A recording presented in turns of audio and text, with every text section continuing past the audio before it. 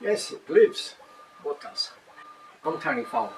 This is the second part of a series of videos that I'm going to make showing the making and use of a gantry type of surface grinder.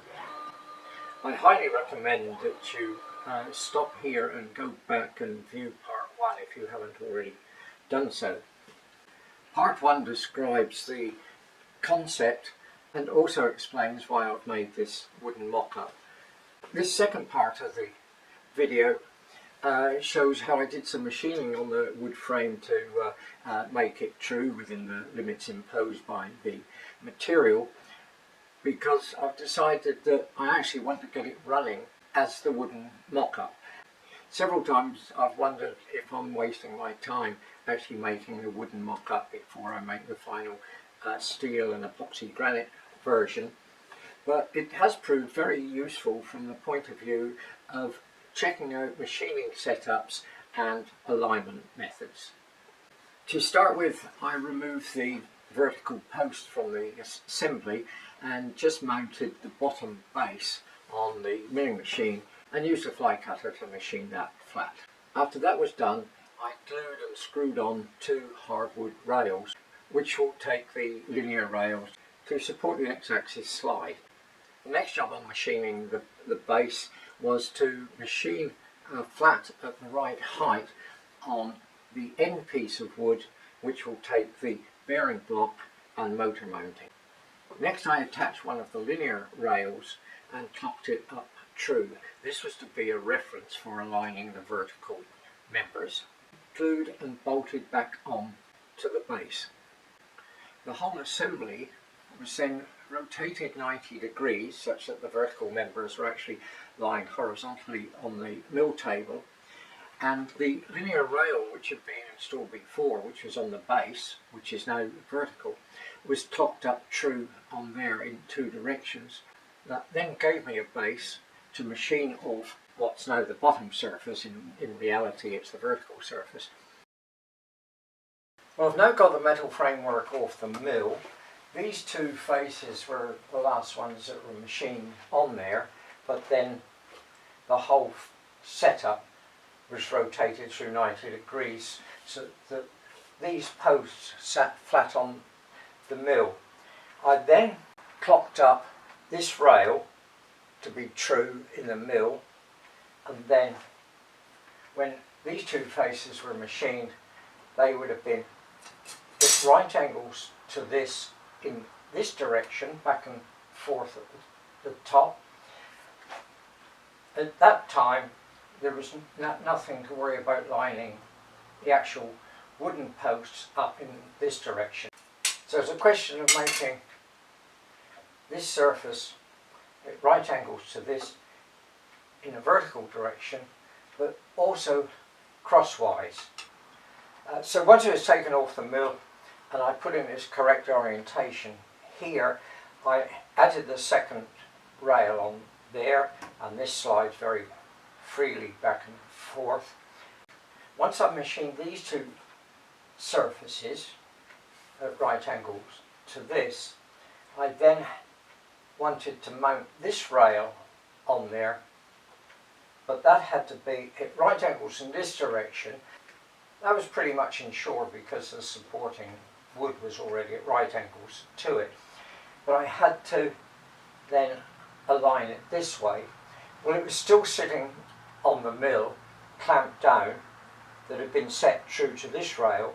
So all I had to do, bearing in mind this was horizontal at that time, was just clock along on this rail to get that one true. So that means that this is at right angles to this surface across here. The next thing to do then would be to put the second vertical rail on here, clocked up true to this rail, so that the marble slab which bolts onto these sliders will move up and down freely and at right angles to this movement. This piece of wood here extends back to about here inside, and that's really well fixed onto these side rails. It's glued on the surfaces, and there's a through bolt here to clamp it all together. This was a bearing block that came with the lead screw, and I machined the top of this block where this bolts onto to put the lead screw at the right height to match up with the nut in the slide itself. The surface that's about 6 or 7 millimeters higher than this. This surface is for the motor mount. As this is just a mock-up thing to test things out, I wanted to use the motor bracket that I'd already made for an earlier project. This is the motor mount. This is the stepper motor which drives the lead screw. It's all lined up very accurately. In the final metal machine, this bearing block and the motor mount will be integrated into a single machine piece. So that will ensure perfect alignment between the motor and the bearing block. What we're looking at this end, you may wonder where I put the rails where they are. They might seem a little bit on the narrow side, whereas they could have easily been mounted out towards the outside. Well, they're actually in the optimum place, because if you look here, we've got the heavy magnetic chuck, and whatever weight of workpiece we're grinding is pressing down on here. If it's supported on the outside, then we're trying to bend this granite a little bit at the end. Materials like granite can break with a brittle fracture if you're trying to bend them, unlike this piece of paper, which you can bend quite easily without anything breaking. So as the main load is down through this magnetic chuck, I've got the rails directly under the weight of that. So all this granite plate is doing basically is acting like a spacer between the mounting on the slides. It's not just a spacer, because granite acts like a damper and tends to reduce vibrations. So by sandwiching that in between here, it's very rigidly fixed to the magnetic chuck. It's clamped down, and when everything's lined up properly, it'll be put on a bed of epoxy so there's contact over the whole surface. These, what might look to be a narrow spacing of the rails, is in fact thought through and designed to support the main weight that's on them. With the machine built up to this level, it was all set to do a test for the movement of the slide and the magnetic chuck back and forth at a speed similar to what I might be using for the maximum grinding speed, just to test that the motor could handle that, and also some motivation to continue on with the project. From the previous video, you remember that JLCMC.com sent me a couple of these project boxes, and I thought this would be ideal to make the panel for the control and driver. Now the front panel had these ridges on, and I really wanted that to be flat, so I put this in the mill and machined the ridges off one of these pieces to use as the panel for the control.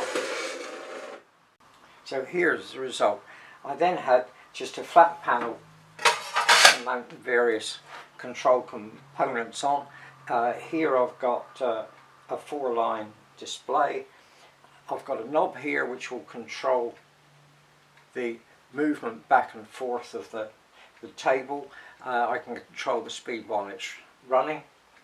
I've got an MPG here, a manual pulse generator, which will, with this switch here, which is labelled X, Y and Z, I'll be able to switch it from any one of the 3 axes and then move any of the axes manually by turning this. Number pad here where it can enter various parameters.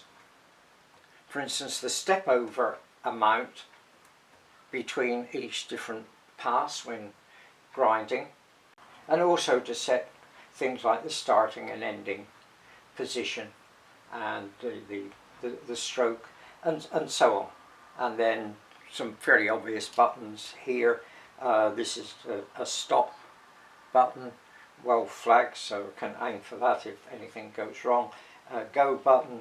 0 will zero the Z-axis with the grinding head on here, so that will in effect be setting the depth of cut, or will zero the display of the depth of cut. And there's a switch here which will determine the speed of reaction of this. So when it's in the slow position, I turn this, the appropriate axis will move very slowly. If I put it in the fast position, then it will cover a lot of distance quickly. And as I mentioned before, they've got a 3-position switch here, which will switch it between the Z, Y and X. The final machine will need a 3-axis controller and drivers. I haven't made that yet, but I did have this spare 2-axis controller which I used to drive my lathe with. So for the test that I wanted to do on this, I connected that up to just a single stepper motor driver in here, which will just enable me to drive this single axis for a test. But as I said, the final one, I've got to design a 3-axis controller, get a printed circuit board for it, and make the finished device. But I did take time out to actually make the finished panel, control panel, for the final thing. We're all set up, ready to have a go. For simplicity, I've programmed this so that this will do 4 back and forth passes. Now, when it's going, listen to the sound. You'll notice that at either end the pitch changes, whereas it's fairly constant in the centre. That pitch change is because the velocity isn't constant at the 2 ends. This is because if you command the motor to suddenly drive this up to full speed immediately, it's very hard on the motor and the ball screw or the mechanism. So the answer to that is to accelerate it up to full speed fairly slowly, and then to decelerate it at the other end fairly slowly. Now with grinding, this is absolutely no problem at all, because when you start, you would overlap with the wheel back here somewhere, and you would finish up off there. So it's in that space on the workpiece. You may have a smaller workpiece on there. It's just something that was on the table. If that's there and I was grinding this, I would probably just start back here and finish along here. So it gets constant speed. I've just set it to start off with a fairly slow speed, and during its movement I'll wind this up to full speed to show that when it gets to the end and starts another cycle, it will change speeds for the next cycle. Okay, so here we go. So as I said, this is a fairly slow speed. At this speed it doesn't make very much noise anyway, so you don't really hear the change of pitch. So now I'll turn the speed up a little bit.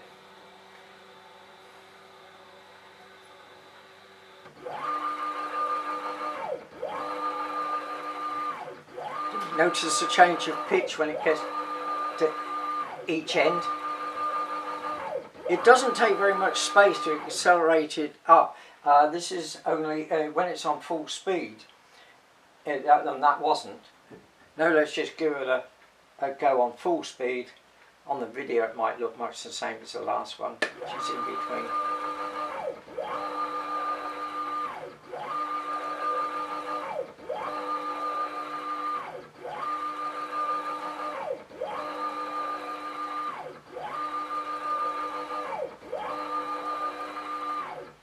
It's not built in as control at the moment because, as I said, I'm just using as a temporary thing a 2-axis controller that controls my lathe, which has different functions in from the final 3-axis one that I'll build. So some of the extra features that will be built into the new controller will be, I'll be able to control the speed of the grinding wheel and the step over. For each grinding pass, I'm just going to have it so I do one grinding pass in one direction only, let it come back, it will spark out. When it gets back to its starting position, then I'll move it over a little bit to do the next grinding pass. Some surface grinders will move at this end, start, move again at the end, and then they'll be grinding as the machine returns. I think it's better to grind in one direction only and just use the return stroke as a spark out pass.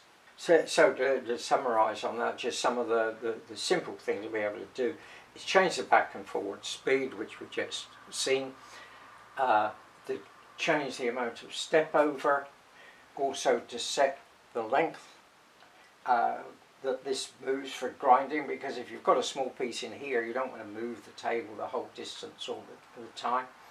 The movement that you saw was just about enough to cover the whole of the electromagnet. The same will apply with the step over. I'll be able to set how much each step over is to cover the piece of work that we're on at that particular time. Well, that's about it for this video.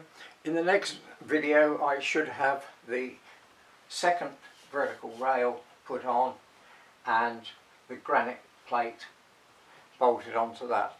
Hopefully I'll get the third axis, which is the vertical axis, which will contain the grinding wheel and things. Hopefully I'll get that done in time, and if that's the case, we might actually see some grinding.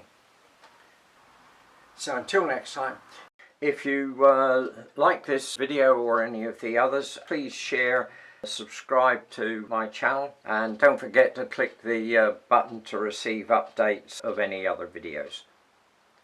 Thanks for watching.